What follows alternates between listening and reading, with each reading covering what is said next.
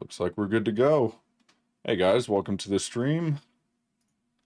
Wanted to do some live streams here. I'm going to start doing these more often, maybe once a week or so. But I get a lot of questions from people in video comments and things like that, forums and whatnot, about the home building business model, how to be profitable doing it, what does it look like, what do profits look like. So I kind of want to run over a lot of that today, numbers, that sort of stuff. In future live streams, we'll be going over kind of the build process, start to finish, along with some other stuff that I've got planned. These will all eventually be made into videos, but I wanted to do them as live streams first so that we can kind of get some good question and answer time after with people in the chat. And I think it's a good format for testing it out. I can get kind of refine the information that we're giving out there. So we're going to run through this today. Let me pull up a whiteboard here. Let's move this over, take that down a little bit, turn on our whiteboard. All right. So forgive me, I'm kind of new to all of this. This is not my specialty. So I think I got it all set up correctly to where I can do the whiteboard on here, and you guys can see it. Let me know if the audio is okay, if the mic is too loud or too quiet, if you can't hear me very well, things like that. I can always adjust it, but I have no, I'm not wearing my headphones. I have no feedback volume. So I can't tell how loud it is. It should be okay though. So do let me know if I need to fix anything on that end. So where to start? Let's go over some of the basics real quick. Actually, let me give you guys a little bit of an introduction to myself. This is the first stream that I've done for my channel so far. As I was saying, it's kind of a new channel. I set up my channel for a couple reasons. One, I love watching building videos, time-lapse videos of builds, learning new tips and tricks in build videos, that kind of stuff. So I wanted to make some of my own. I am a builder. I go through a lot of different kinds of builds and things like that. So I wanted to start filming some of the builds that I do, putting them online so people can see what it takes. I like watching them, so I like to make what I like to watch myself. Other than that, though, I wanted this channel to be a little bit more educational. I've spent the last however many years learning all of this stuff for myself. There's not a lot of resources out there for it, so I was having to pick it up along the way here and there, piecing together different bits of information to learn it all myself.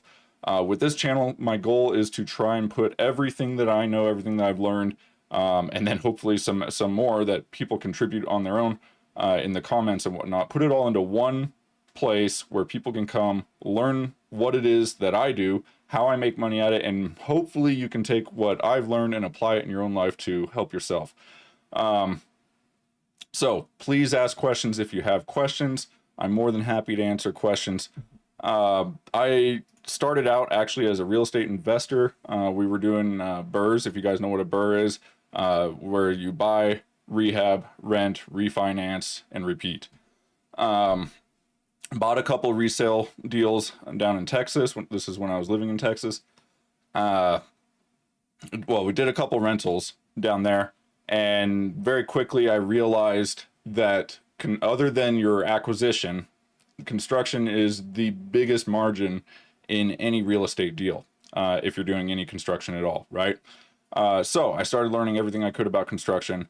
Fast forward in time, I basically became a builder. Along the way, I was a building inspector. I've been on Planning and Zoning Commission as a member of that for multiple years. I have worked with other builders, worked on framing crews. I started as a framing carpenter, picked up a lot of the other trades as I went along. In my area, the trades are very difficult to find. I live in a rural mountain area. There's not a lot of people out here. It's actually more of a resort area. People come here they have vacation homes here or come and rent vacation rentals here a lot, but there's not a lot of permanent residency around here. Not a lot of labor.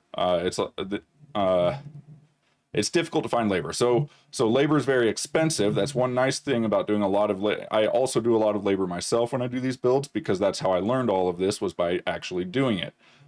So I am able to perform a lot of the labor, a lot of the trades myself. I can save money there. It does help in my area because there is a very limited supply of labor. But in cities and a lot of other areas around the country, labor is going to be a lot more available. It's also going to be a lot cheaper. So that's something to keep in mind. Every market's going to be a little bit different. But anyways, that's kind of my background. I've done a lot of different things involved in real estate. I've even been on the lending side. I studied real estate development in my MBA studies in grad school, all those kind of things. So that was actually the focus of my MBA study, that and finance. So that's kind of my background. Now, let me talk about building houses, because I'm pretty sure that's why you guys are here. Let me pull up a few notes that I had here real quick so I don't forget what I wanted to talk about. I'm not really a note taker, so they're very limited. You guys will notice I'm kind of just spitballing here. I really don't have a script or anything. I have like half a page of notes written down of different things I might want to cover. We may not even get to all of it. We'll see.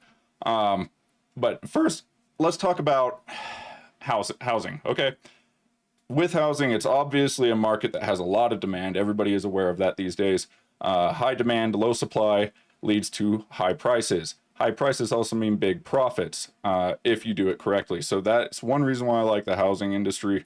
At least right now, at this point in time, it can be very rewarding if you know what you're doing and you do it correctly. There's also a lot of room for error. With a lot of money comes a lot of responsibility.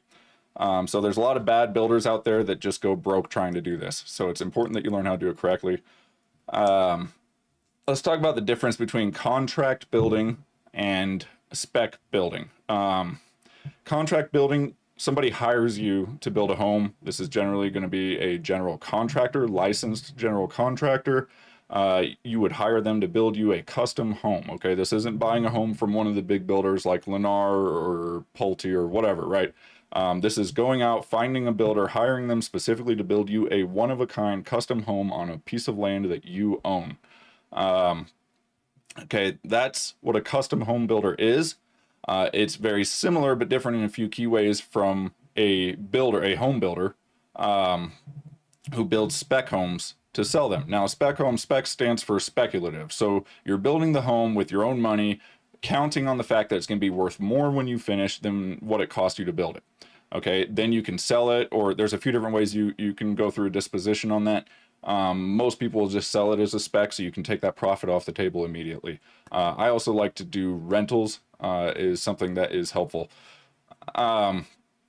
So when you're building a spec home, it's going to be a little bit different because you are paying very close attention to cost.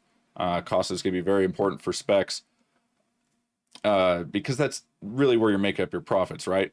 So that's something to keep in mind. If you're doing a contract job for somebody, you're just building whatever they want. Okay, when you're doing a spec home, you're building whatever's going to make you money. So it's very important that you know your market, because if somebody's hiring you to do a contract job, you have a sale in that job no matter what, right? They signed a contract saying they're going to buy exactly what they're telling you to build or what you agreed to build for them. With a spec home, there's no guarantee of sale at the end. So you need to make sure that you're able to get a good price for your market. You need to know your market. You need to know what type of product is appropriate for that market and what is moving in that market. So it's important that you know your market. That's kind of the one big key thing to know as far as doing a business, building homes for a profit. Know your market. You need to know what the market wants. You need to know what things cost in that market, all that sort of stuff. Get all your data points. That is a very important part there. Moving on from that, so when you're building homes, as I mentioned, there's a couple things you can do with building homes. You can either sell it when you're done. You can turn it into a rental, hold it long term. That rental could be either a traditional long-term rental. You can do a short-term rental, aka a vacation home that people will rent on Airbnb or whatever platform, VRBO, those sort of things. The reason you want to build specs, okay, that building a spec home serves a very specific purpose. You're trying to build capital. So when you're starting out in this business, you're most likely not going to have a lot of money. If you got some seed money, you can go in and start off with $1 million. You can start building houses and cash right away. Most likely you're not going to be able to do that right off the bat. I know I wasn't. you got to build up some money, some capital first in order to put into the business, right? So the way you're going to do that is by building a couple homes, selling them as specs to pull capital up right away. Of course, you're going to be paying taxes and whatnot on that, but there are ways to deal with the taxes by using real estate. You can, if you play it right, you can end up paying very little taxes on the money you actually make doing this. But that does require that you keep pushing your money forward into other deals in order to offset the income that you're making off the previous deal. So with depreciation, that sort of thing, you can go bonus depreciation and all that. So that's a much deeper conversation for another time. So we'll go into the tax benefits of real estate later. But for now, let's just focus on the fact of why we're building spec homes. Okay, the purpose to build a spec home is to make capital. You can easily make 50, 80, 100, 150, even $200,000 on a spec home. Okay, depending on how well you perform and your specific market and things like that.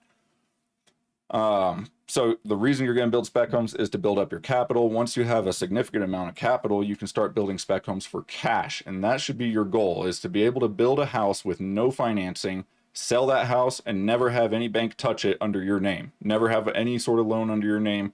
The whole thing's done with cash, start to finish. It will cut down on your costs because you won't have the financing costs. We'll go over that in a little bit with the numbers. Financing costs can be significant. So if we can take that out of the equation, that's just going to increase your profits even more.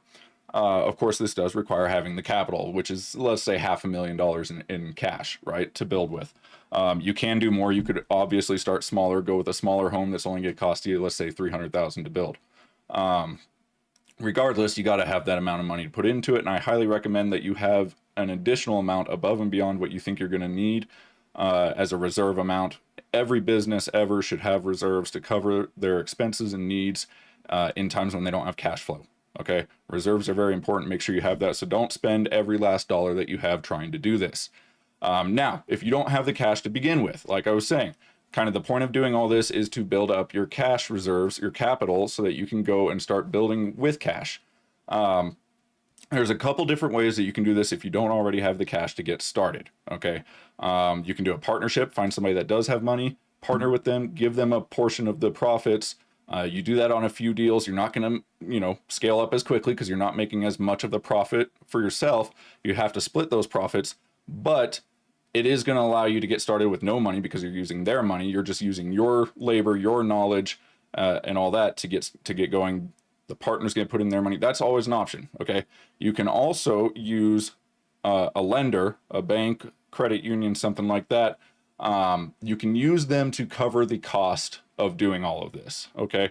Buying the land. You gotta buy land, right? You gotta have a lot to build on. You can use the bank to purchase that. You can use the bank to do all of the build. Essentially, when you are self-GCing the build, when you are the general contractor, you are the builder, you are saving up to 20% or even more on the cost of that home. That's your profit margin, okay? The typical profit margin for a custom home builder is going to be around 15 to 20%. So when you have that much that you're saving on the build of that home, once you give a bank or a lender those plans and you tell them this is what I'm building, they're going to go get an appraisal on it, okay? That appraisal is going to tell them what that home will be worth when it's finished. They're going to lend you based on that value, because if they have to repossess the home, right, they foreclose on that home while you're in the middle of building it. Let's say you're not able to finish or whatever. They need to know what it's going to be worth so that they can actually still make money on that in the end if they have to take over that property and sell it. So you give them your plans. You tell them, this is what I'm going to build. They're going to go and get an appraisal done on it. They're going to say, okay, this home is going to be worth $700,000, $800,000 when you're done, or $500,000 or whatever it's going to be, right? Then they're going to give you a loan based on that amount. Typically 70, 75, 80% of that final value is what they'll give you for a loan, sometimes even more. It depends on your credit, depends on a lot of different things, right? But if you're going to go this route, using that GC equity is what I'll call it. It's your GC fee that would typically go into a new build, that 15 to 20%. That's going to be your equity in it, okay? They're going to loan up to 80%. That extra 20% is your equity in it, but you're using your GC fee as that equity. So the loan will still be used to purchase the land. It'll be used for permitting, for engineering if you still need to pay for that, all those sort of things. Although I highly recommend you get your plans, engineering, and all that done before you even talk to a bank, because you are way more likely to get lending if you have that done prior.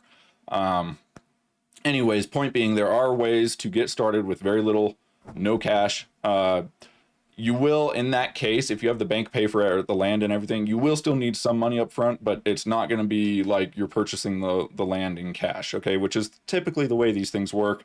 Somebody will go and buy a piece of land for cash. They'll own that land outright. Then they go to the bank and say, look, I got this land. I want to build this house. Will you give me a loan to build the rest of it, the construction loan? And that's typically how it works, if you already own the land free and clear.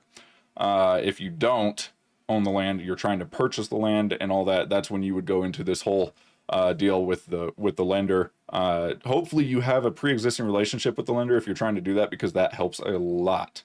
But anyways, that there are ways to get started on this. When you're starting your business, you're probably not gonna have a lot of cash, so look into creative ways to get started. Personally, I like the partnership model, because again, I don't like dealing with lenders. I've been a lender before. I've worked in commercial lending for a short time. I don't like lenders. I don't like banks. They're just taking profit for very little risk, you know, because I know what the actual risk in these deals is. I live these deals. Okay. Banks, I understand they don't always know what exactly the risk is, so they have to charge, you know, whatever the appropriate interest is for the money based on what they perceive the risk to be. I know that when I'm doing these deals, there is almost no risk. It's a very low risk deal. So, you know, they're going to have, if they have a pre-existing relationship with you, they understand that you know what you're doing. They know, they will trust you more when you say that this is how much money we're going to make. This is how much it's going to cost us to get this done. This is what the ending value will be based on the appraisal you got done. So you can see what your margins are going to be there. Pre-existing relationship with lenders is huge. Start building relationships with lenders right away if you can. Like I said, try to have a set of plans though, to show them this is what I want to build, so that it really helps them get an idea of what you're doing. Now, let's get into the actual numbers. So when you're starting out, like I said, you're going to need land first. You need something to build on, right? So how do we find that land? The ideal piece of land is going to be specific to the market that you're in. Okay, so for example, if I'm in a mountain resort town market,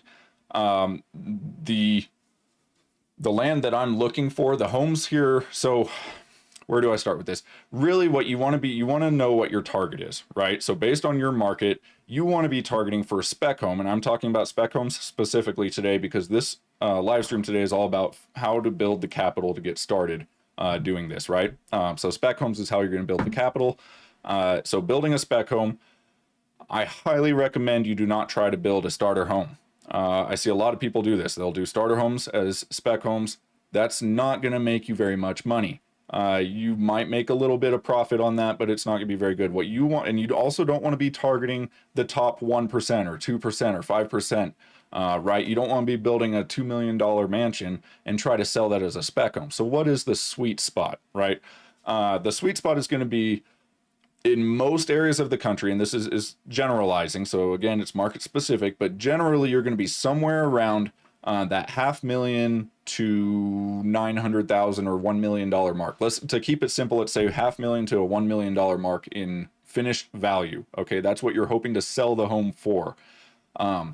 That means that you're targeting what is essentially the top 25%, 30% or so of the population as far as affordability for them, right?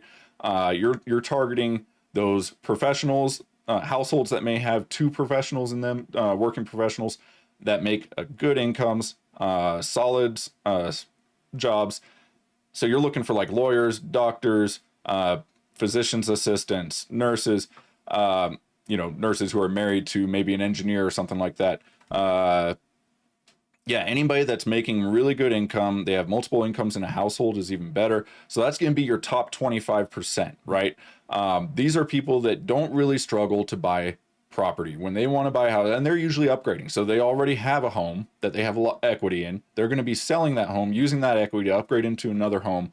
They're not as dependent on economic forces in the general economy when it comes to purchasing something like a new home. If their family is growing and they need a new home, they're not really going to worry about the general economy. They're going to say, can I afford it right now? We have good incomes. We have good jobs. I'm not worried about losing my job. Let's go buy that house that we need for our growing family or whatever, right? Maybe they have elderly parents that have to move back in with them to be taken care of. They need more space, whatever. That's really your target demographic, is going to be those the upper 25-30% income earners in the population. So that's why we're targeting kind of that $500,000 to $1 million home. That's generally the market that those sort of demographics play in. Okay. So this, and again, look at your specific market. If a starter home in your market is $200,000 and the upper end of homes in your market is $1 million and there's really nothing over $1 million, then the mid range of your market is probably gonna be more like 400 to 700. Okay. Don't go up to an $800,000, $900,000 house and try because it's not going to sell very quickly. The goal here is to find the sweet spot where you're going to move that home quickly. There's good demand for it, but there's also, it's at a price point that's going to make you a good amount of profit. Okay. The more expensive the home is, the bigger the margin. That's just typically the way it goes. So if you can find that sweet spot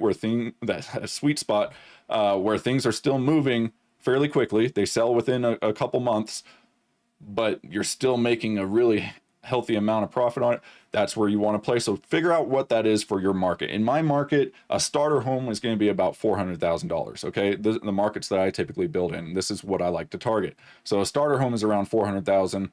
The mid-range homes, like I said, they're going to run more like 600 to probably 1.2 million.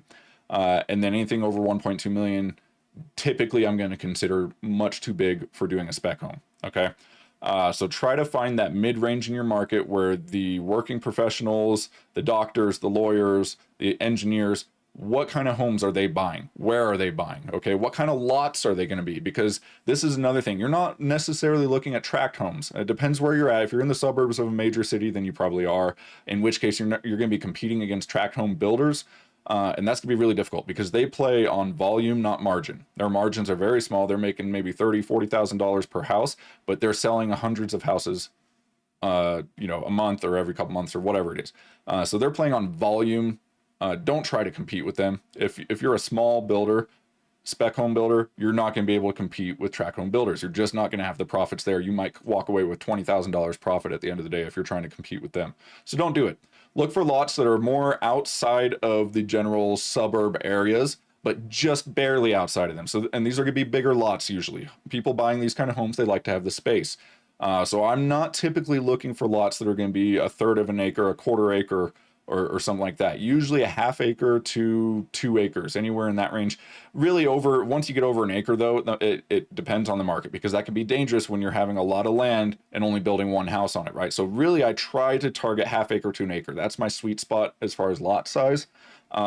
Where I'm at, that's what people want. Look in your market, see what the people want. Houses that size, custom homes that size. No, don't just look at tract homes because they build things that size too, but look for custom homes that are one-offs, that aren't built with a whole street of them all together, right? Because they use the same labor on all those. It's spread out. They have economies of scale. That's how they build those homes so cheap. Okay. You're looking for custom home builders. What kind of lots are they building on? Where are they building? What parts of town? What parts of the city? I actually really prefer areas that are outside of cities, rural areas, or just outside of suburban areas. You can find really good deals on land out here. People like living outside of the urban areas. They like being far away from all the traffic and the noise. So that typically is a good area to look in. But look around whatever market you're trying to build in. Figure out what areas fit that profile of what we want to find for land to build on. Okay. So like I said, you're looking for households that are middle income. Middle to upper income. So that's going to be like 300 to 500K a year per household. Okay. So if they got 2 people working that household, each person's making 160K a year. That's over 300K. You're at 320K a year for that household. That's your demographic. Let's say there's a doctor making 300K a year and his wife is a nurse. So together they're making about 400K a year, right? That's your demographic right there. So you're looking to build something that's around 2,000 to 3,000 square feet. Typically, this could change, but that's usually where you want to target around. Don't go small. Like I said, starter homes aren't going to make you money. Don't go smaller than 2,000 square feet. Even 2,000 is pretty small. I would try to stay around 2,500 or more. You could in some markets, and again, this is market specific, so figure out what exactly is in your market, but typically you're going to be looking at something around 25, even up to 3,500 square feet. But be careful when you're going over 3,000. You want to make sure that you're getting as much bang for your buck out of what you're building. It's very easy when you go big to end up spending way too much and not get the value out of it at the end. So I usually try to stay under 3,000. 2,500 to 3,000 is a really, really nice area to play in, I have found. But again, market specific. You're looking at, like I said, $600,000 to $1.2 million value, somewhere in that range.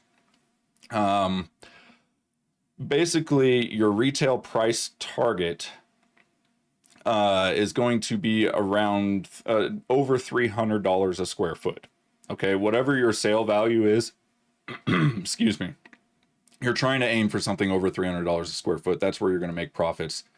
If it's under $300 a square foot, then you better have some really cheap costs, labor costs, material costs, things like that. But if your finished value is, let's say, 325, 330, 350 a square foot, 400 a square foot is excellent if you can get that kind of finished value. So look at the homes in your area, see what their price per square foot is for the kind of home that you're going to be building, right?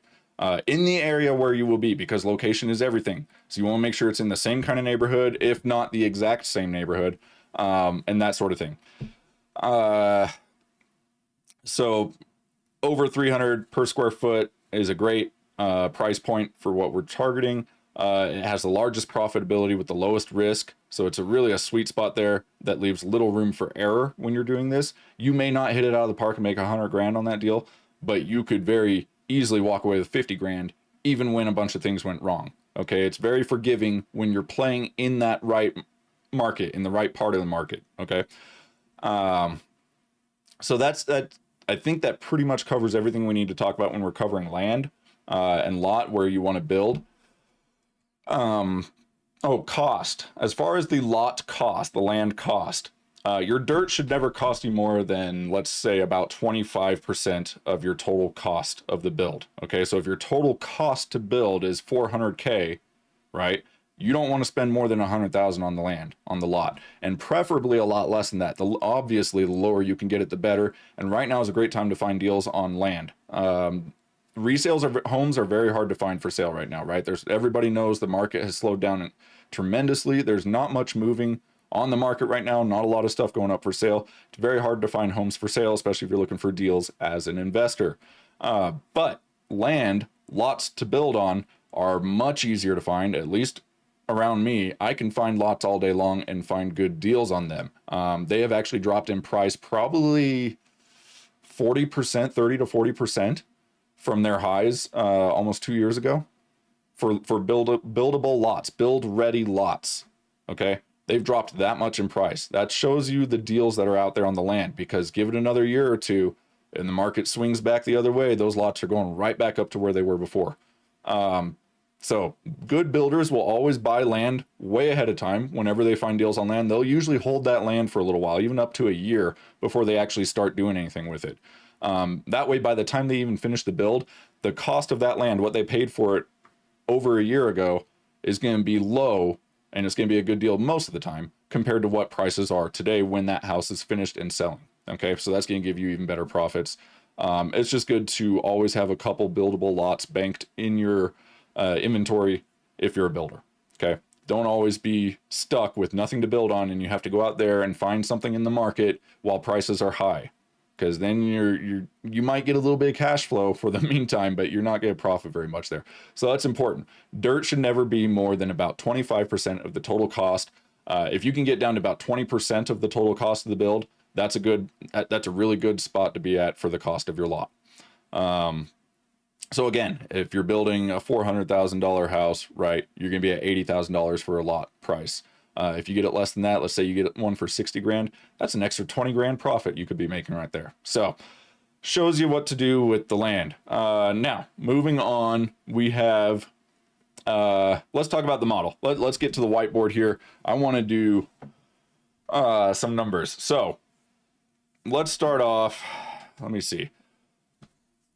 We're going to say this is a 1-year build. When you're building, you typically will want to, if you're doing this as a business and you're building a spec, you want to be building those houses in about 6 to 8 months, 6 to 9 months, let's call it, right? You want to be finished in less than a year. When you're first starting out and you're getting, your subcontractors figured out and you're getting the process figured out and you're learning what kind of materials you want to use, and so you're shopping around for materials and all this stuff, it's going to take longer. For your first deal or two, let's say it's going to be a 1-year build. Okay, that should be a good target. There's a good chance you'll go over a year on your first one. Don't worry about it, but that's your target, is to have that build finished in a year. You can definitely get it done in a lot less than that, and the faster you do it, the better. But we're going to target this for a 1-year build, right? So let's do a 12-month build. Okay. Now we are going to build, let's say, a 2,500 square foot house. Okay, so 2,500 square foot. This is going to be valued in the end. Let's go with something that I would typically see in my area. So typically, if I built a 2,500 square foot home, I would expect to be at around anywhere from 325 to 350 a square foot in finished value, depending on the finishes that you choose. So let's go with something in the middle. Let's just do 340 a square foot, right? So we're going to multiply that by $340 per square foot, equals, that would be 850, right? Let me check the calculator real quick. I think it was 850.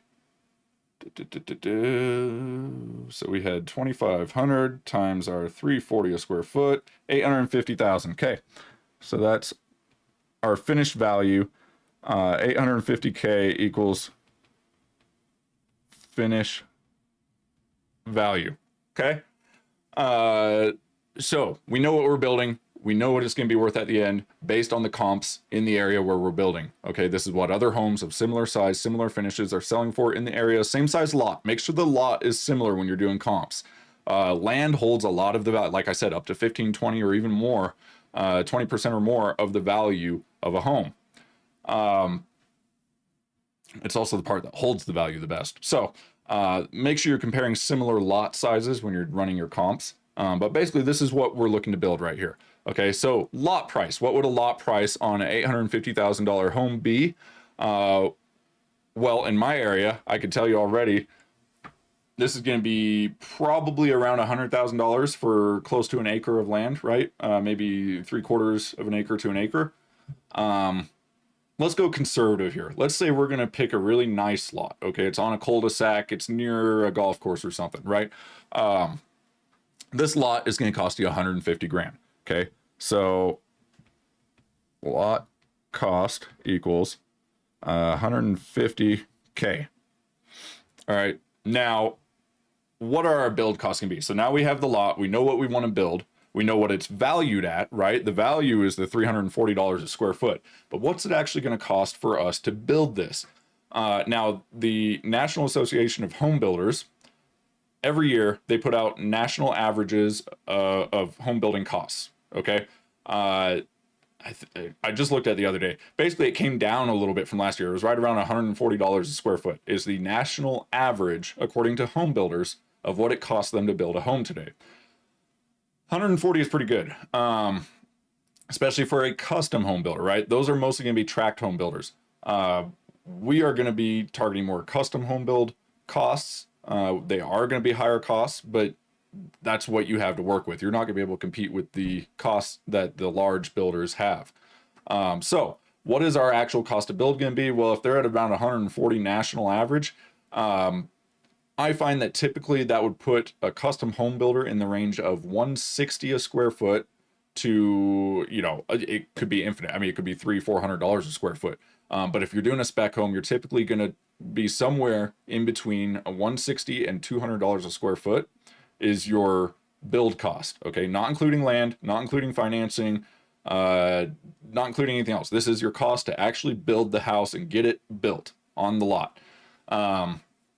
So for our example here, you know, when you're first doing this and starting out, you might run up to $200 a square foot in build cost. It also depends a lot on your materials, your finishes, you know, what kind of choices you're making there. But in order to guide your thinking when you're choosing materials and whatnot, you need to have a budget in mind, right? So your budget should be at most $200 a square foot. We're going to target $180 a square foot here. I think that would be a good build cost for a beginner. So build cost equals, what did I say? 180 per square foot. Okay. So we have $180 per square foot times our $2,500. I should have had my calculator out for this. I'll just use my phone though. So 2,500 times our $180 a square foot gives us $450,000. $450K. And that's about right. So it would cost you to build a $2,500 square foot home, around $450,000. I would say probably closer to 400,000, but we did go conservative on our cost to build. And maybe we used some nicer finishes, added some extra windows, that sort of stuff, right? So $180 per square foot, 450K is your total build cost at this point. Now you're gonna have, if you're doing a loan, a construction loan to build this, you're obviously going to have financing costs. So let's say we're doing this starting out, we're getting construction loan to build this because we don't have any capital yet, or we have very little capital, right? So we need to get a loan to build this. The construction loan is going to charge you interest on the amount of money that you've borrowed at that time. Okay, so you're not getting the full. Let's say you need 450,000 to build this house. You go to the lender and you say, look, I've got these plans. I've had it all bid out. I've got bids for stuff. I could show you it's going to cost around 450K to build this house. Let's get the loan on it. They're not going to give you 450K when you walk out of that bank. Okay, they're going to give you draws on that loan. So they're going to say, okay, we will lend you 450K to build this house. Let us know when you have started and you need the first batch of money, and we will give you that first batch of money. It's called a draw. Okay, and then they're going to give you, through the whole process of building a house, they'll give you another batch of money whenever you need it, right? And they'll do their own inspections or appraisal or whatever. They'll have somebody go out and look at the house sometimes, or to make sure you're actually doing that. You'll have to submit your receipts and that kind of stuff. But not to get too much in the weeds, that's how the process is going to work essentially, right? So you're going to get draws. Now they're only going to charge you interest on the money that they've lent out to you so far. So let's say you're taking a full year to build this house. That full year at 450K at, let's say, what's an interest rate today for a construction loan? 8%, I think, right? Like I said, I don't use loans to build, but you can. I believe construction loans today are somewhere around 8%. So let's go with an 8% number, right? Now, let me think. We want to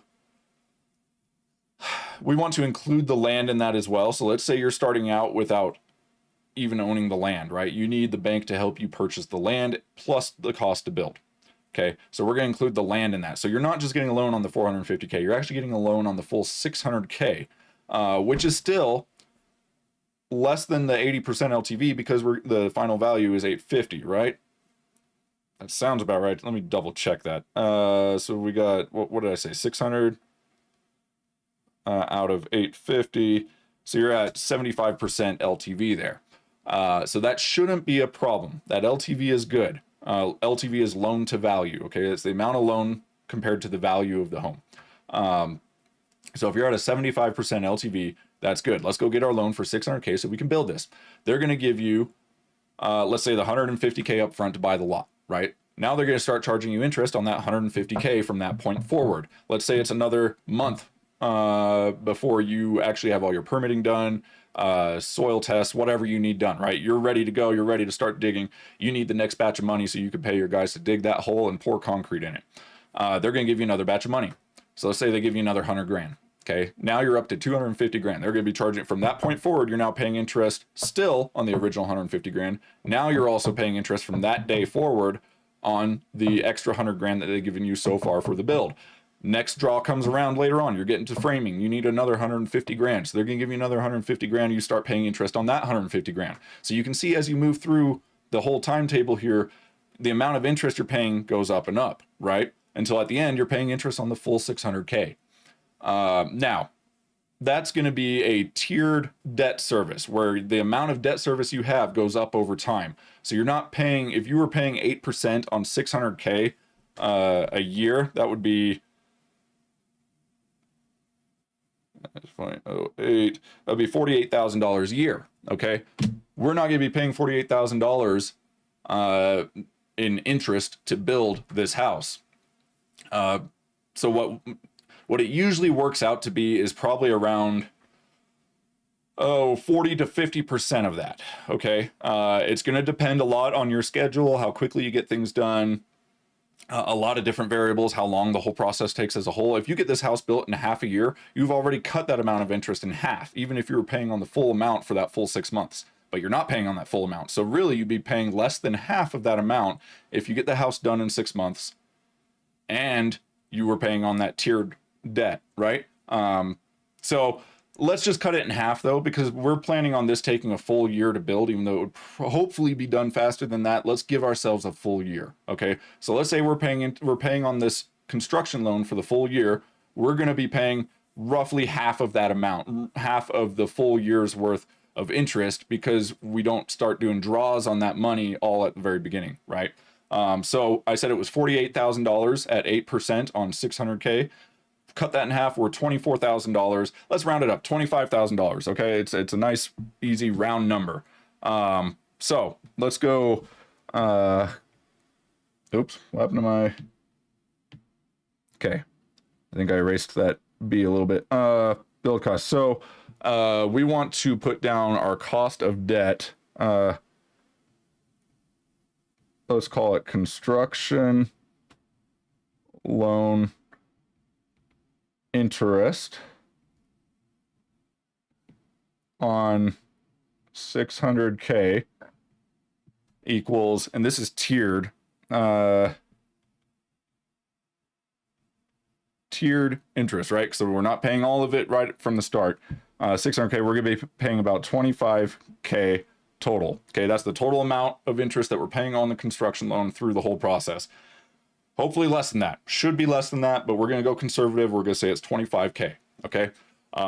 Maybe things move slow. We got a lot done in the beginning and then it moved slow, so we were paying a lot of interest for an extended period of time. Who knows? Things happen. When you're building a house, things happen. So always build in some padding in your budget. So now we have our debt service. Okay, now when we sell this house, because it's a spec home, we're going to need to sell it, right? Anytime you sell a house, unless you're an agent yourself, you're going to be paying at least 6%, 5 or 6% selling costs on that. That pays for the commissions to the realtors. That pays for any other selling costs you might have. Let's go 7%, right? Let's again be conservative. 6%. That 6% is pretty good. That gives 2.5% to each realtor plus an extra 1% for other costs. But we're going to go even more than that. We're going to go 7%. We're going to say you're giving 3% to each realtor because they're extra greedy, and then you have an extra 1% in selling costs for various things. So 7% is your selling cost, right? Let's do selling cost equals 7% equals what? So we got 7%. Sales cost is going to be 850K. Let's do the math on that real quick. 850 times 0.07, 59.5. Let's just round it up to 60K. Okay, we're going to say our sales costs are going to be 60,000. It's about 60,000. And again, this is about 25K. A little bit less in both cases, but we're going to stay conservative. I just like rounding up to nice round numbers. Makes it easier to keep all the math straight in my head. So sales costs, rounding up to 60K. Now, I think we have all of our costs to determine what our total cost, all-in costs are, right? So let's go total all-in cost equals. And now we're just going to add up the different costs that we had. So build cost, we had at 400. Well, let's start with the lot. The lot is 150K. So we have 150,000 plus our build is 450,000 plus our loan interest, 25,000 plus our selling cost when we disposition the house, that means sell it. Selling cost to get at 7% was about 60K. So 60,000. We're up to $685,000 in total cost, all-in costs. 85K. All right. Now that is a lot less than 850,000, right? So that gives you your margin. That's going to be 850 to 685. 165. So that means that your profit equals, what did I say, 165, right? 165K on this house. That means just for building this house in 1 year, you have made $165,000 profit.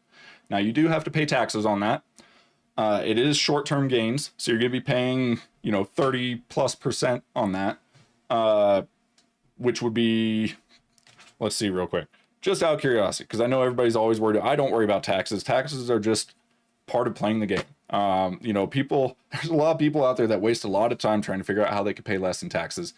I don't worry about it. I'm paying the same in taxes as anybody else, using the same tax rules as anybody else. Yes, there are people that could take advantage of the tax system and pay almost nothing in taxes. We can also do that. Okay, we're using the same rules as everybody else. Now, I have an interesting view on taxes. To me, it's just the price you pay to be a member of the greatest club in the world, that is America. Okay, if you want to live here, own businesses, own assets in this club that is known as our country, America, the United States of America, then you need to pay the entrance fee, right? Or whatever, the membership fee for being here. That membership fee is your taxes. Okay, that taxes makes all of this possible. If people didn't pay taxes, then we would have no country. That's just the way it works. So I don't worry too much about the taxes. It's just part of doing business. Let me move that back down. That's kind of in the way. But you do need to worry about what that is going to be. You need to understand what your tax bill will be. So I was going to do this real quick. It's going to be what, 60, so 45, like 48, it's about 50K. So let's say you have 50K is your tax bill. Okay, now you can offset that tax bill with what is called depreciation. So let's say you build this house, you spend all year building it, you sell it at the beginning of the following year. You sold this house in January or February, or which aren't great times of year to sell a house, but let's just say for argument's sake that you did, because you were using a certain strategy to save on taxes. During that next year, you go and you take your profits from this that you made in January and you go build another house, right? You're going to rinse and repeat the whole process. You're going to go build another house. Well, your costs that went into building that, or let's say you go build a duplex, you build yourself some rentals, right? Your costs that went into that are going to be depreciated against your tax, or the depreciation on that asset is going to count against your tax bill. So talk to a CPA, figure out your specific tax circumstance, but there are ways. My whole point of this was just there are ways to reduce that tax bill using the same process that we're doing right from the start anyways, and that is building real estate, owning real estate, okay? You can use that to reduce your tax bill so that you don't have to pay that 50. But even if you pay that 50K tax bill, you're still going to make $115,000 that year just for building one house. And this doesn't even require you to do any of the work yourself. This only requires that you manage the project. Okay, project management is a skill. Anybody can learn it. It's really not that hard, actually. But that is what you're making your money for in this case, is for your project management skills. Now, this project management skill, that you can do project management on a single home build part-time. If you could work a 9-to-5 job, 5 days a week, even 6 days a week, and you could still find the time each month to keep up to pace on your build project and a few phone calls a week, keep everybody on track, make sure things are going smoothly, but you can spend very little time actually managing this once you know what you're doing. And you could imagine making an extra, in addition to your current job, making an extra $115,000 for that year. That's after tax, okay? Now imagine doing 2 or 3 of these houses a year. Are you making that much money at your normal job? No. This is a very scalable business model. Okay. Once you've built one, you could build 10. The sky is the limit as long as the market will support it. The market that you're in is going to be the biggest factor to your success, beyond just having the knowledge to actually do this. So that's what I kind of wanted to make the video about today. Do the live stream, go over this whole process, what it actually looks like at a very basic level, right? We didn't go into itemizing and build cost.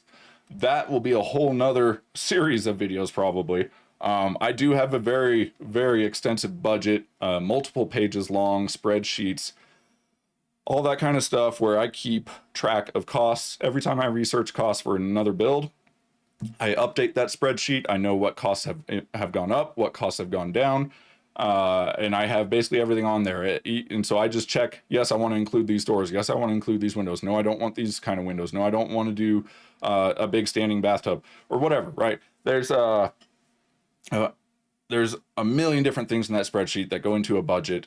Budgeting is something that you could spend a lot of time on. The nice thing is, as a GC from a high level, you don't have to be super involved in it. Okay, the budgeting, you need to know what each of your trades is going to cost you. You need to know what each of your subcontractors is going to be charging you at the end of the day to get the job done. Okay, but you don't need to necessarily know what all of their material costs are, what their specific labor cost is, right?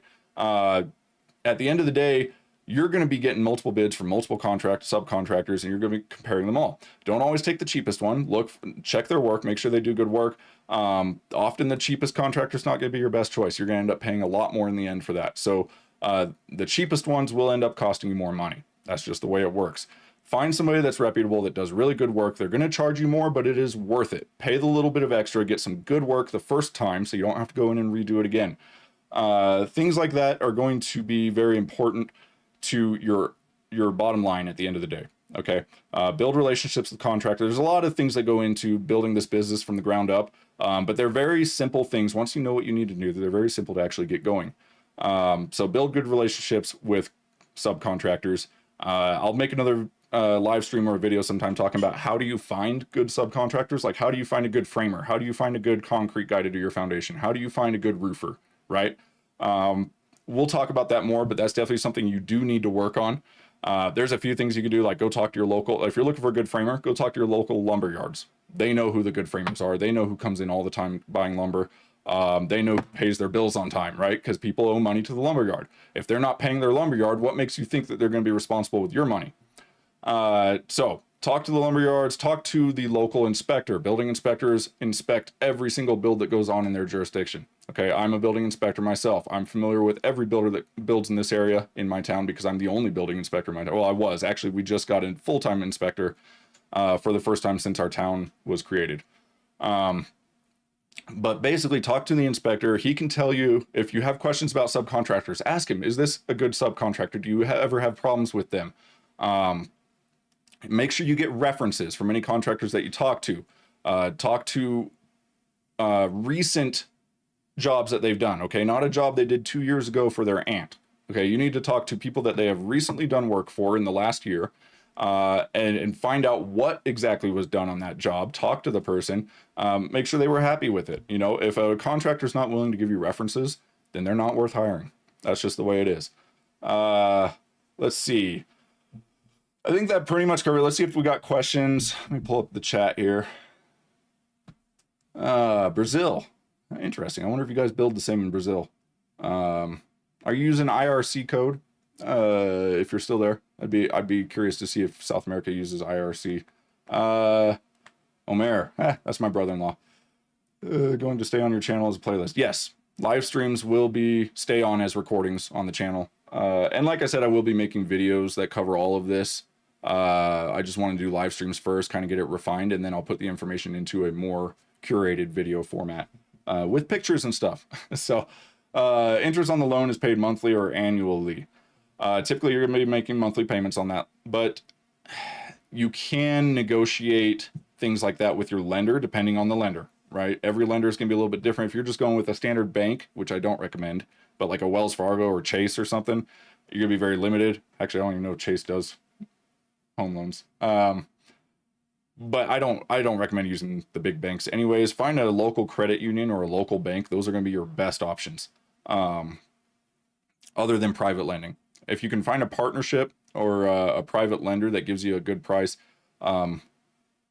they're just more flexible. They're going to charge you more in interest, but they are way more flexible on their terms. They're more flexible just working with them. So private lenders are a good option, even though you will pay a little bit more. But yeah, typically that's going to be paid monthly. I guess we have a little bit more time. I'm going to go into this probably a lot more in the next live stream. How much time are we at here? Almost an hour. Okay, I wanted to go about an hour. So since we don't have a whole lot of questions today, I'll just finish off by saying I'm going to be doing these live streams, like I said at the beginning, probably more regularly. I think I'm going to try and do it every Sunday. Sunday seems like a good day for most of the people that are watching my channel. So I think we're going to try and I'll try and do a live stream every Sunday and cover a new topic. We might rehash some topics along the way. But next time I think I'll do a video. The topic is going to be on the build process. So the entire process of building a house start to finish, what that looks like. It runs through a lot of different things. I'll give you a little preview here actually, because where did that go? Let me pull up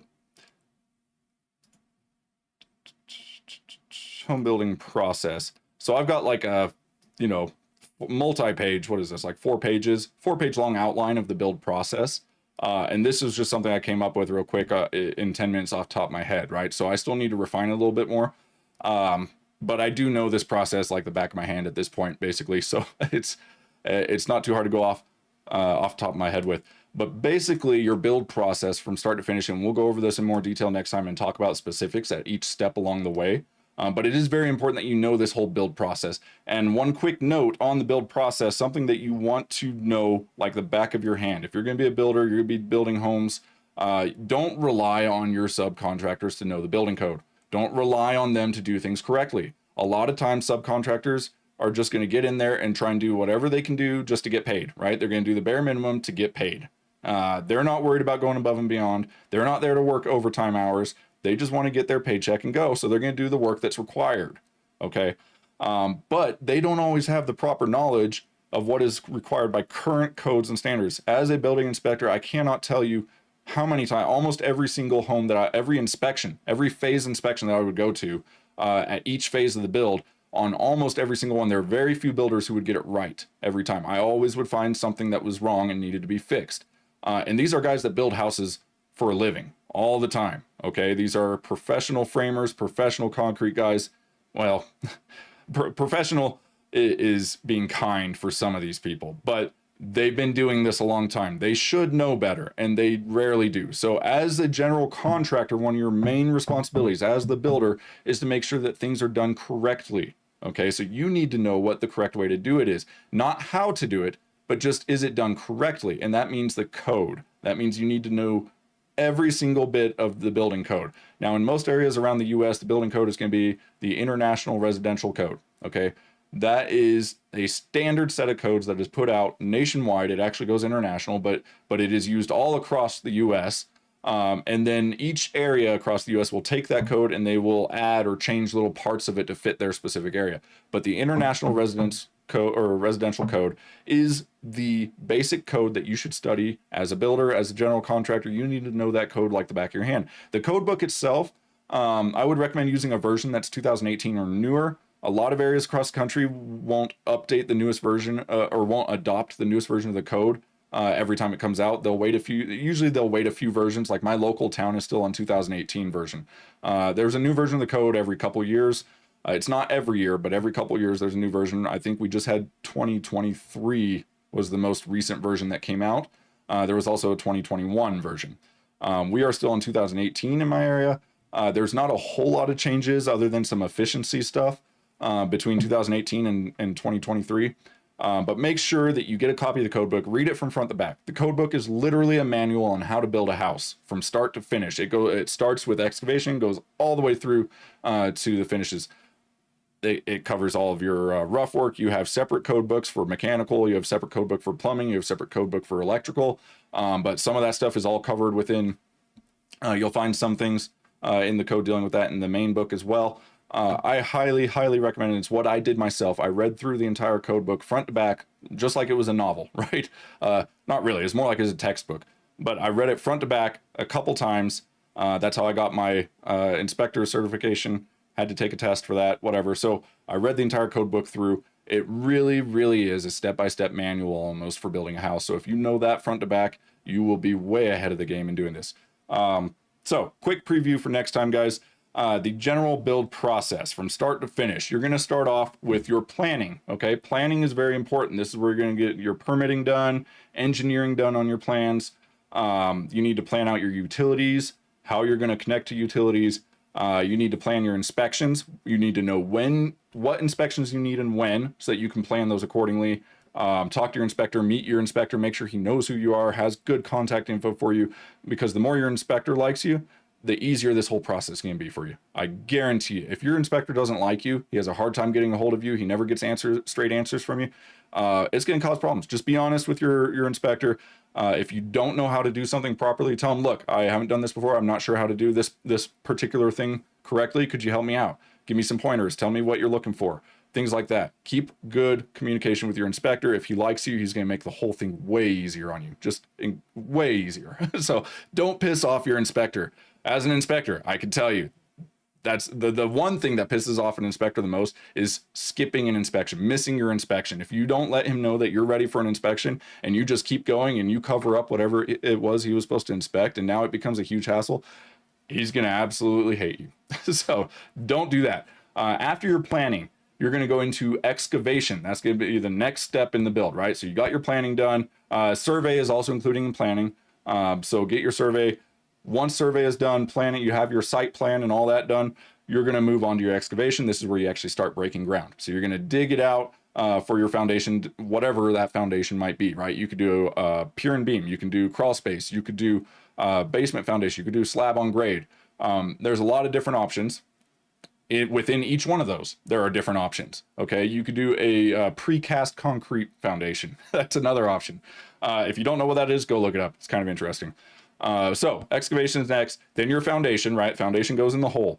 Once you have your foundation done, you're going to do all your sub slab and your damp proofing on the foundation, sub slab plumbing, any other like mechanical or anything that's going sub slab. Although I don't recommend you put anything sub slab other than drains.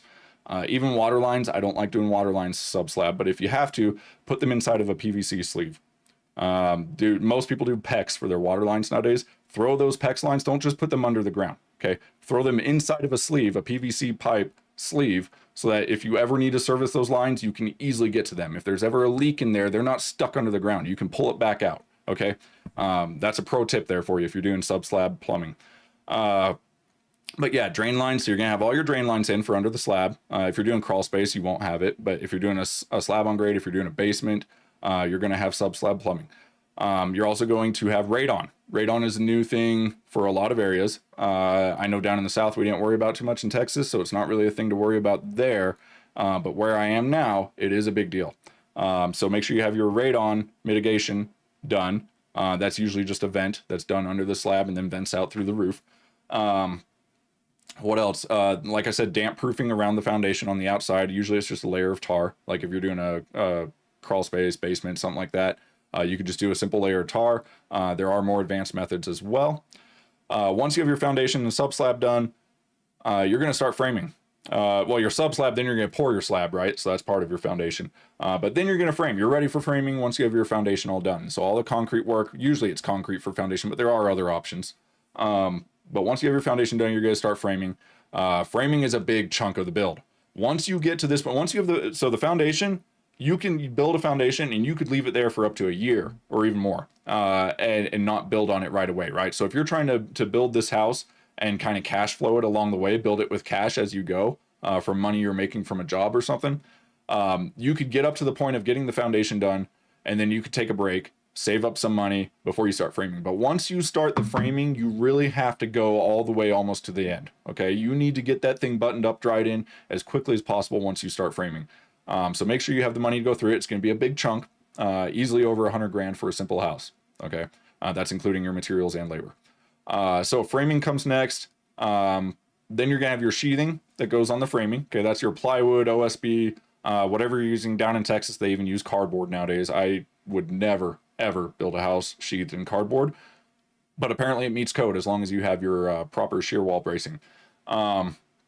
Which it does. I would never build out of cardboard. It's a cardboard house sounds like a stupid idea to me. So you got your sheathing that goes on next. This is typically going to be OSB nowadays. It's the cheaper material in most cases. Another popular option for custom home builders is zip sheathing.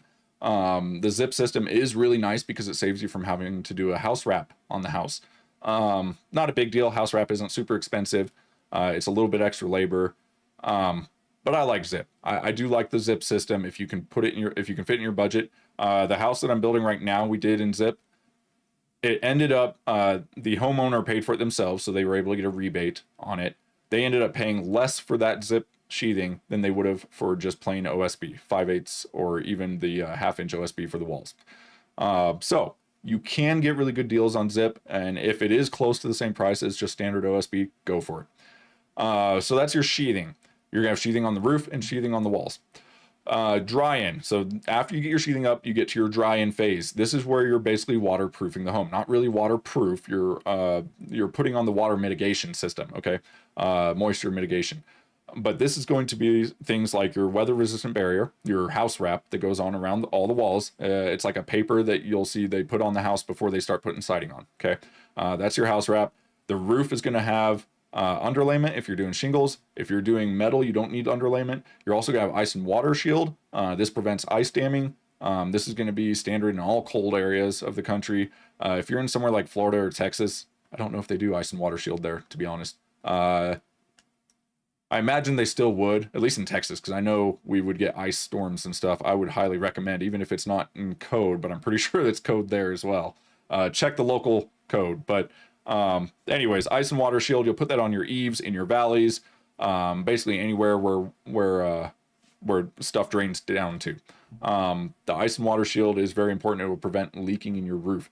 I will even go a step further and cover the entire roof in the steel and pick or peel and stick ice and water shield. Okay, it's a little bit more costly that way because you're spending on extra material. It'd be like $1,000 extra, okay, to do the whole roof, a standard size roof, instead of just doing the eaves.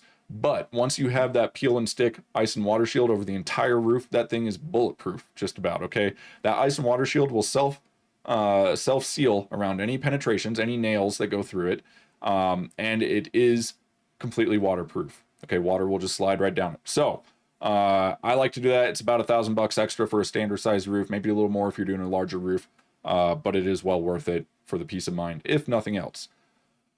Moving on. Dry in. One other thing for dry in, flashing. This is the phase where you're gonna do all your flashings, windows, doors, waterproofing all those areas, all the penetrations through the walls. So next you have your roof. This is where you're gonna put your roofing material on. Like I said, most common materials for roofing are gonna be shingles or metal. I prefer metal. It lasts longer. It looks nicer. It holds value better. There's a lot of benefits to metal. It does cost more. You're gonna be spending, 30 to 60% more on a metal roof than you would shingles in most areas, probably. It's well worth it though. I like doing metal personally, but if you're going for like a rental, if you're building a rental or something, which I know in this we were talking about specs, for a spec home, I always do metal roofs, okay?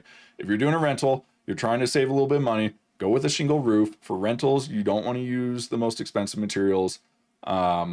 You're not trying to match with a spec, you're trying to match the market you're in, right? If the $800,000 houses are selling with mostly metal roofs, put a metal roof on it. That's not even a question.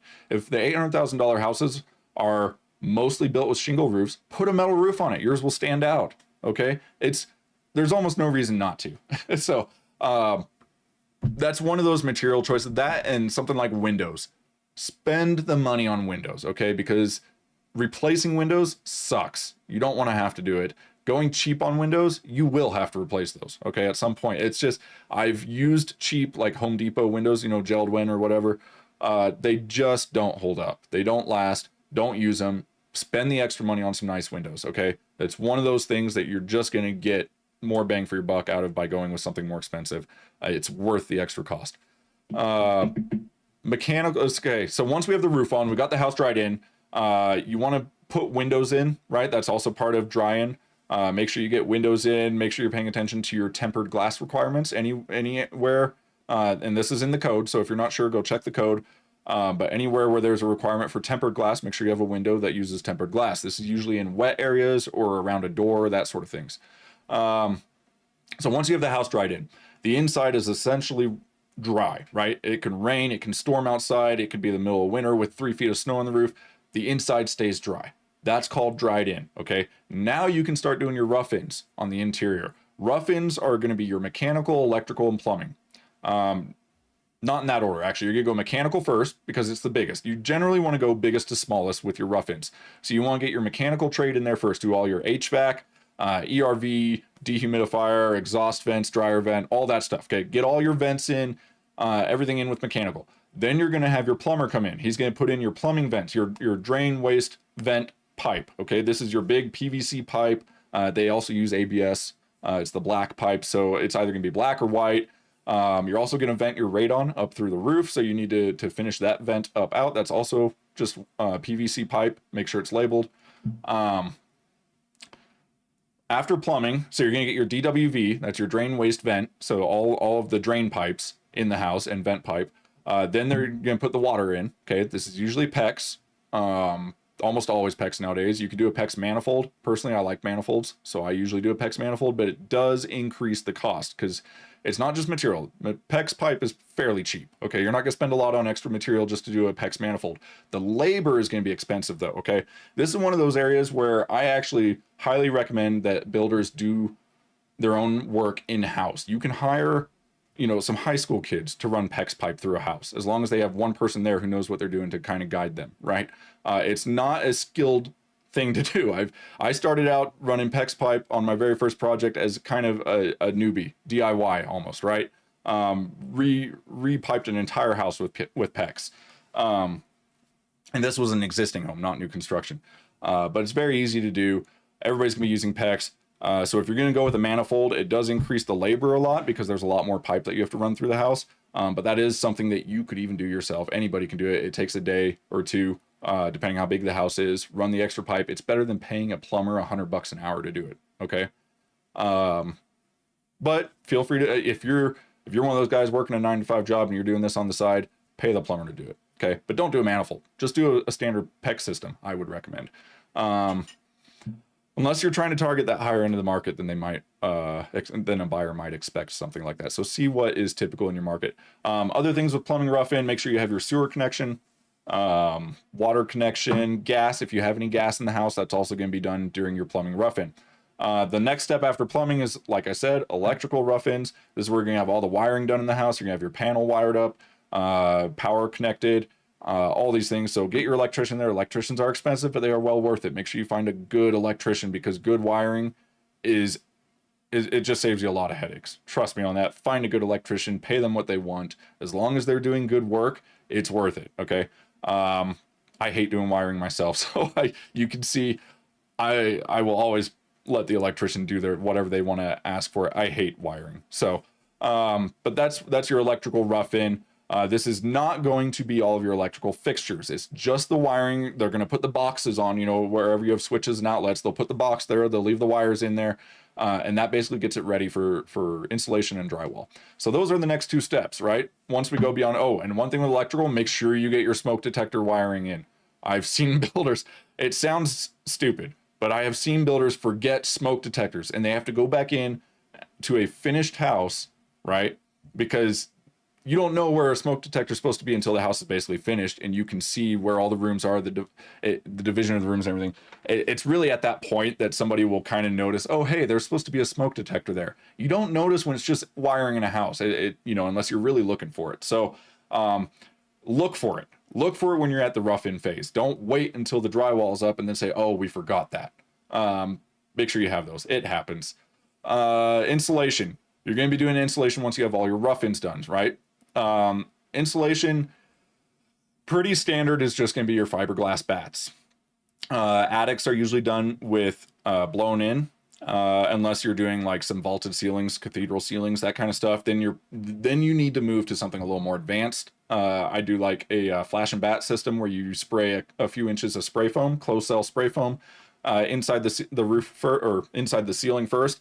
Then you put some bats on top of that, or some blown in cellulose or something like that, netted in underneath the spray foam, and then you sheetrock over that. That's a really good way of doing if you have to do a vaulted ceiling or cathedral ceiling, something like that. But installations could be pretty standard. Make sure you're meeting R values, R value requirements for your area. For example, in my area, we require 21 R21 in the walls, exterior walls. We require R49, and it really should be 60, but we haven't updated the code. The newer code actually specifies for our area R60, but our town ordinance has not been updated. Like I said, we're still on 2018 code. So we actually only require R49. And then your floor is also R19, I think, or 21, depending on where you are. So make sure you know your R values. Make sure you're using the right type of insulation for what you want to do. There are some really good insulations, like rock wool is really good, but it's also expensive, right? So make sure you're using something in the price point for your budget, and something that's going to be expected.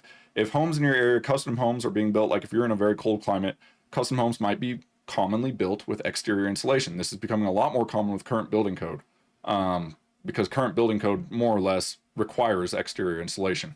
So, if you're doing exterior insulation or you're trying to fireproof a home, doing some rock wool around the entire outside of the home for insulation will do a lot to fireproof that home. If you're building somewhere like California, Colorado, Oregon, right? So insulation, big deal. Once your insulation is in, you're gonna go into your drywall. Drywall is pretty simple stuff, right? They throw the sheets up on the wall, screw them in, they tape it, mud it, and texture, and you're done. The things to pay attention with the drywall is going to be like your firewalls. If you have firewall separation, if you have living space that's above a garage, you're going to need firewall separation for that ceiling. 5/8 inch sheetrock will do it. Type X is also what that's called. But yeah, drywall, this is when the house is really going to start to look like a house on the inside. So this is always a really neat phase.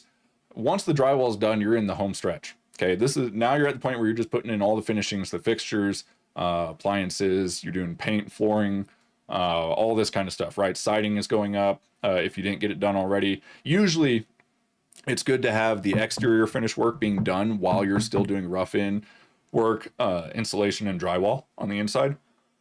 Excuse me. So if you can have the siding and trim work on the exterior being done during the other steps, you'll already be ahead on that.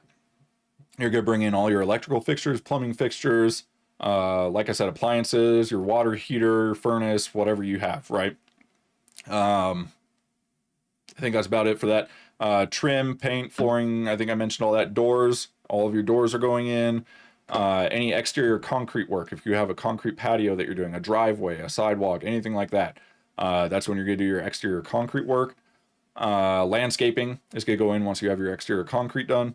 Or around the same, you can do those basically at the same time. And yeah, that pretty much covers the entire build process from start to finish of building a house. Like I said, I will be doing another video soon on that goes into more detail on each one of those steps. There's a lot that goes into these, obviously, right? A house is a complex thing, but when you break it down into steps, it really simplifies it. Like if you're focused on the excavation, there's not a whole lot you need to focus on for excavation. You're digging a hole, you're making sure it's done to spec, make sure your soils are good, and drainage is good. That's about it. As long as it's dug in the right spot to the right depth, you're pretty good, right? So there's not a whole lot to that. Once excavation's done, check that off. You're good. Move on to the next, okay? Foundation. There are some complexities to foundations, depending on what kind of foundation you choose. But again, break it down into the individual steps. With the foundation, let's say you're doing a crawl space foundation, right? First, you're going to have your footing. So focus on the footing. Get the footing done. Then you build your wall, your concrete stem wall on top of the concrete footing. Focus on that step. Then go on to the next, right? You focus on each step, break it down in steps. The whole process really isn't that complex once you break it down into the steps like that. It just seems very overwhelming when you're looking at building a house, from nothing, just all as one big project, right? But break it down into the smaller projects, the individual steps, and it's a lot easier to do. Yeah, so we'll discuss that a lot more at length in the future. Hopefully you guys find some use out of this. Like I said, I'm trying to answer questions I get a lot in the various forums that I go to, different channels I watch where I leave comments and stuff. I get questions a lot about different aspects of this business of building a house for profit.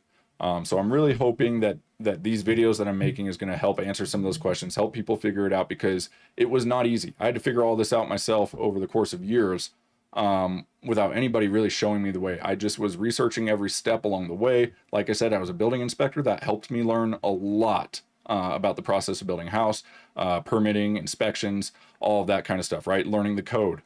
So that helped a lot. I don't expect that everybody out there trying to learn this is going to go become a building inspector. Okay.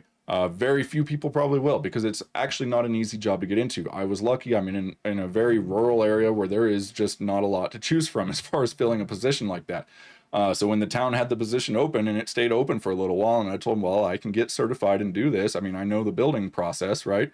I know the code. So I did, but that's not going to be an option for most people. But if you treat it kind of like it is, I go around to builds in your area, go meet some of the builders. That's another way to meet subcontractors. Go out to builds that are going on around you, talk to the people working there, you know, find out what trades they do. If somebody's out there working on a roof, get their number, say, hey, I'm planning a build. I might need somebody to do my roofing. Can I get your number? Get a quote from them when you have your plans picked out. Contact everybody that you know that does roofing and get quotes from all of them, right? It's that kind of thing. But the process overall can be very rewarding. It's got a steep learning curve, but it's very rewarding in the end if you actually stick with it, learn what to do, and just, you know, do it. You have to actually make the effort, go out there and it's very easy to say, I will never be able to do that. But if you actually put the effort in, you know, there was a time where I knew absolutely nothing about construction. I was hiring somebody to remodel our master bathroom on our first house, many years ago. They came in, they gave me a bid. I had no idea if it was a good bid or not. I think it was like $8,000 or whatever to do a master bathroom, which isn't too bad. Although considering what we were asking them to do, I think it was a little high. It is what it is, right? Here I am now, literally building a house from start to finish. I can do every single trade myself, except probably the electrical. I hate wiring, so I've never spent a lot of time learning it. I know what to look for in electrical, but the job of actually doing it, like wiring up a panel, I might be able to do that. Actually, I've added circuits to a panel, so it's really just doing that, but with all the circuits in a house, right? Yeah, there's probably not much I couldn't do myself if I had to, which is pretty impressive considering where I started. So if I could do it, anybody else can. That's the goal of this channel and these videos, is to help you guys learn to do the same thing I'm doing and make money doing it. You know, if you love what you do, I love building houses. So I'm glad it is a profitable business to be in, because I would probably be doing it anyways, even if it wasn't profitable, but I'd still be investing in real estate as well. All right, guys, that's going to do it for today. Thanks for everybody that was watching. We'll be back probably next week, next Sunday. I'm going to try and do this every Sunday. So I'll see you guys then. Until then, take care.